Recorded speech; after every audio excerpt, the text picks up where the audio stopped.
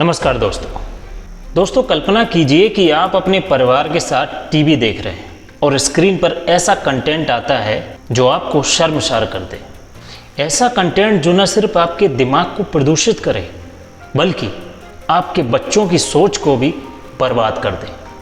दोस्तों हम बात कर रहे हैं हाउस अरेस्ट की, एक ऐसे शो की जो उल्लू ऐप पर एजाज खान होस्ट करते हैं। दोस्तों ये शो मनोरंजन नहीं है बल्कि हमारे समाज में एक जहर घोलने का हथियार है। एक ऐसा इंसान जो कभी बॉलीवुड से निकाला गया था, एक ऐसा इंसान जो कभी बॉलीवुड के सितारा बनने का सपना देखता था, सितारा बनने की चाहत रखता था, लेकिन आज विवादों का और गंदगी का चेहरा बना हुआ है। तो आइए दोस्तों कहानी को शुरू करते हैं फैक्ट, सच्चाई और आंकड़ों के साथ। दोस्तों हाउस अरेस्ट एक रियलिटी शो है जो उल्लू ऐप पर अभी 2025 में शुरू हुआ था। लेकिन दोस्तों ये साधारण शो नहीं है। इसमें कंटेस्टेंट से ऐसे टास्क कराए जाते हैं जो न सिर्फ शर्मनाक हैं बल्कि इंसानियत की हर सीमा को तोड़ रहे हैं। दोस्तों एक्स पर लोगों ने खुलासा किया है कि इस शो पर लड़कियों से उनके पर्सनल कपड़े उतारने के लिए कहा जाता है और उनसे सेक्सुअल पोजीशंस के बारे में खुलकर बात की जाती है।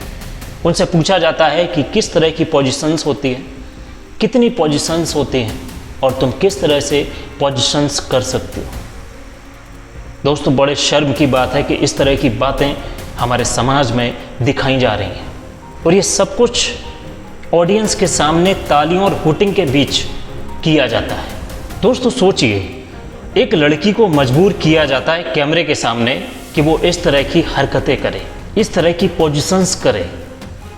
तो सोचिए उस लड़की की गरिमा पर कितना बड़ा ठेस आघात है। और एजाज खान जो खुद को बिंदास कहते हैं वो इन टास्कों को और भड़काते हैं। एक वायरल क्लिप्स हुई है, उसमें वो कंटेस्टेंट से पूछते हैं तुमने कभी एक्सपेरिमेंट नहीं किया।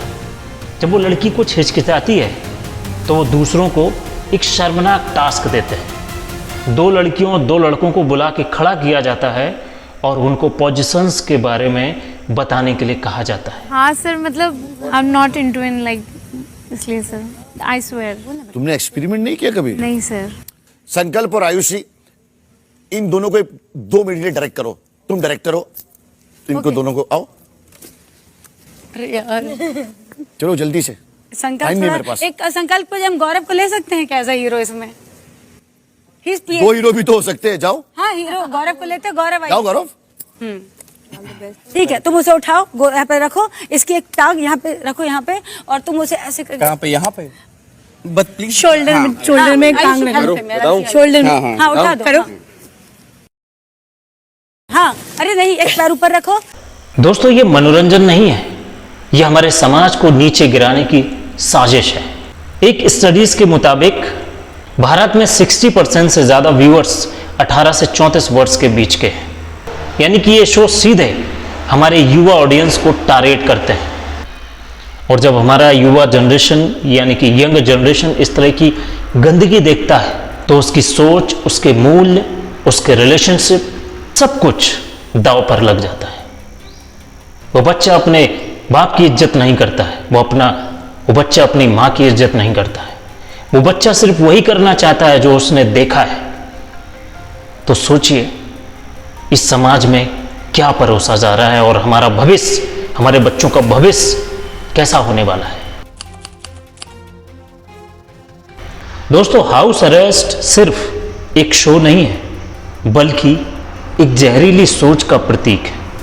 2025 में शुरू होने के कुछ ही हफ्तों के बाद ये इतना विवादित हुआ कि 2 मई 2025 को उल्लू को इसको बंद करना पड़ा। नेशनल कमीशन फॉर वुमेन ने एजाज खान और उल्लू के सीईओ के खिलाफ समन भेजा और एजाज खान के खिलाफ एफआईआर दर्ज की।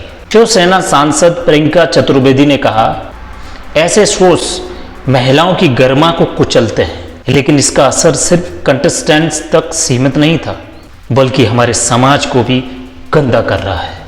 तो दोस्तों आइए इसके कुछ निगेटिव पॉइंट्स के बारे में समझते हैं कि शो से क्या क्या निगेटिव प्रभाव पड़ रहे हैं। दोस्तों जब आप अश्लीलता और अपमान को कूल दिखाते हैं तो समाज में ये सामान्य हो जाता है। अश्लील कंटेंट देखने वाले टीनेजर्स में सहानुभूति, और सम्मान की कमी देखी गई है और हाउस अरेस्ट में महिलाओं को एक ऑब्जेक्ट की तरह पेश किया गया है। उनसे शर्मनाक टास्क करवाए जाते थे जो उनकी गरिमा को ठेस पहुंचाते हैं। दोस्तों, ये एक ऐसा माहौल क्रिएट करता है जहां औरतें सिर्फ मनोरंजन का साधन बनकर रह जाती हैं। दोस्तों, आप लोग बहुत अच्छी तरह से जानते हैं हमारे भारत की भारतीय संस्कृति सम्मान और मर्यादा पर ही टिकी हुई है, लेकिन इस तरह के शो इन मूल्यों को तहस नहस कर देते हैं। दोस्तों, हमारे यंगर्स का जो दिमाग होता है एक कच्ची मिट्टी की तरह होता है, उस पर जो भी छाप दोगे वो आपको दिख जाएगा। और दोस्तों, सबसे खतरनाक बात क्या है? सबसे खतरनाक बात है कि इन OTT प्लेटफॉर्म्स पर कोई भी रूल रेगुलेशन ही नहीं है। जैसे कि YouTube पर बहुत सारे रूल रेगुलेशंस हैं, आप सेक्सुअलिटी के से रिलेटेड कोई भी ऐसे कंटेंट नहीं डाल सकते। अगर आप कुछ भी गलत कंटेंट डालेंगे तो आपका जो कंटेंट है वो डिलीट कर दिया जाएगा, आपका जो वीडियो है वो डिलीट कर दिया जाएगा और आपका चैनल भी डिलीट कर दिया जाएगा। लेकिन यहाँ पर कोई भी रोक टोक नहीं है। यहाँ पर उल्लू जैसे प्लेटफॉर्म बिना रोक टोक के गंदगी फैला रहे हैं, जबकि कंटेंट क्रिएटर्स को अपने ऑडियंस के लिए नैतिक जिम्मेदारी लेनी चाहिए। लेकिन हाउस अरेस्ट और एजाज खान इस तरह की जिम्मेदारी को सरासर कुचल रहे हैं। दोस्तों, ये कहानी सिर्फ एजाज खान और हाउस अरेस्ट की नहीं है, बल्कि ये कहानी हमारे समाज की, हमारे भविष्य की, हमारे युवाओं की है। लेकिन अच्छी खबर ये है कि इसका अंत हमारे हाथों में है। जैसे कि अगर आप एक जहरीले पेड़ को पानी देना बंद कर दें तो वो खुद ब खुद सूख जाएगा। इसी तरह हाउस अरेस्ट जैसे शोज तभी चलते हैं जब हम उनको देखते हैं, लेकिन अगर हम उन्हें बहिष्कार करें तो वो खुद ब खुद बंद हो जाएंगे। अभिव्यक्ति की आज़ादी का ये मतलब नहीं है कि कोई हमारे समाज को गंदा करे। सोचिए, आपके बच्चे, आपके भाई बहन, क्या आप उनके लिए इस तरह का समाज चाहते हैं जहां अश्लीलता और अपमान दोनों सामान हो? दोस्तों, एजाज खान की कहानी किसी फिल्म स्टार से कम नहीं है, किसी बॉलीवुड एक्टर से कम नहीं है, लेकिन ये एक ट्रेजेडी है। अहमदाबाद में जन्मे एजाज ने 2003 में फिल्मों का रुख किया। उन्हें पट, चरित्र और अल्लाह के बंदे जैसी फिल्मों में किरदार निभाने का मौका मिला और इन फिल्मों में कुछ खास किरदार नहीं था उनका। छोटे मोटे रोल थे जिनको वो टाइप कास्ट समझते हैं और ये छोटे मोटे रोल एक टाइप कास्टिंग हो जाते हैं और टाइप कास्टिंग में एक पोजीशन फिक्स हो जाती है कि आपको सिर्फ इसी तरह के रोल मिलेंगे। गुंडे का रोल या किसी एक टाइप कास्ट रोल को आपको दिया जाएगा। आपका चेहरा, आपका फेस उस टाइप में जज कर लिया जाता है। दोस्तों, जब एजाज खान को कामयाबी नहीं मिली तो वो बौखला गए। उनको लगा कि अब मैं क्या करूं। इसके बाद बिग बॉस सीजन 7 में उनको बुलाया जाता है क्योंकि वो थोड़े चर्चित चेहरे हो गए थे। उसमें जब उनको बुलाया गया तो उस शो में उनका एक डायलॉग बड़ा फेमस हुआ, नंबर वन, बड़ी बड़ी बातें बड़ा पाव खाते। ये डायलॉग बहुत चर्चित हो गया। लेकिन दोस्तों, यहीं से उनकी जिंदगी ने गलत मोड़ लिया। दोस्तों, 2016 में उन्होंने एक हेयर स्टाइलिस्ट को गलत मैसेज, अश्लील मैसेज उसके फ़ोन पर भेजा और उसके जुर्म में एजाज खान को गिरफ्तार कर लिया गया। 2018 में ड्रग्स केस में पकड़े गए। 2021 में नारकोटिक्स कंट्रोल ब्यूरो ने उन्हें ड्रग्स की तस्करी करने के जुर्म में गिरफ्तार किया। दोस्तों, सोशल मीडिया पर एजाज खान को लोग फ्लॉप एक्टर और विवादों का बादशाह कहते हैं। दोस्तों, बॉलीवुड एक ऐसी दुनिया है जहां पर आपकी इमेज ही चलती है। अगर आपकी इमेज अच्छी है तो आपको काम मिलेगा और आप एक स्टार बनने की कगार तक पहुंचेंगे। लेकिन दोस्तों, एजाज खान ने अपनी इमेज को बार बार तार तार कर दिया और एजाज खान को पता भी नहीं चला कि बॉलीवुड ने उनको कब किनारे कर दिया, क्योंकि बॉलीवुड इस तरह के लोगों को कभी भी प्रमोट नहीं करता है। आप खुद बताइए दोस्तों, क्या इस तरह के शो इस समाज के लिए बेहतर हैं? आप खुद सोचिए कि इस तरह के शो जिसमें पोजीशंस को बताया जाता है जो सेक्सुअलिटी से रिलेटेड है, क्या वो शोज हमारे समाज में चलने लायक है? क्या हम अपने परिवार के साथ मिलकर उसको देख सकते हैं? मैं सवाल पूछता हूं एजाज खान से। ये सवाल जो आप लड़कियों से पूछ रहे हैं, महिलाओं का अपमान कर रहे हैं, ये सवाल पूछकर, ये शो चलाकर, क्या ये सवाल आपने कभी अपनी बहनों से भी पूछे?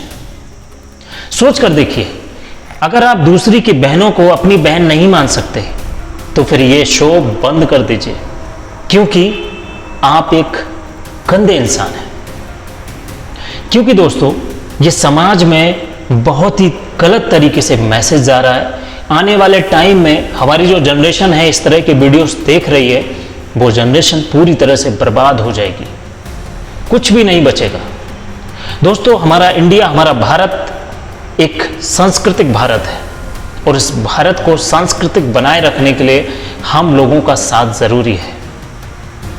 दोस्तों एक बात बताता हूं आपको, एक यूट्यूबर्स इतनी मेहनत करके, रिसर्च करके एक अच्छे वीडियोस बनाते हैं और अच्छे कहां से व्यूज भी पाते हैं, तो क्या यह जरूरी है कि बॉलीवुड में गंदगी परोसी जाए इसके बाद ही हम पैसे कमा पाएं?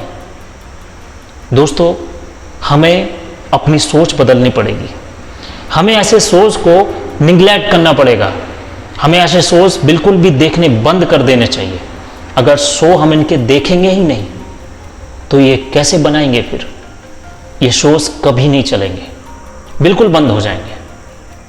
तो दोस्तों लास्ट में मैं इतना ही कहना चाहूँगा, प्लीज़ इस तरह के शोज को निगलेक्ट कीजिए, रिजेक्ट कीजिए, और हमारी जो सरकार है वो इस तरह के प्लेटफॉर्म को बैन करे, हमारी यही रिक्वेस्ट है। क्योंकि इस तरह के प्लेटफॉर्म पर जो गंदगी फैलाई जा रही है, खासकर उल्लू ऐप पर जो गंदगी फैलाई जाती है, बहुत ही खतरनाक है।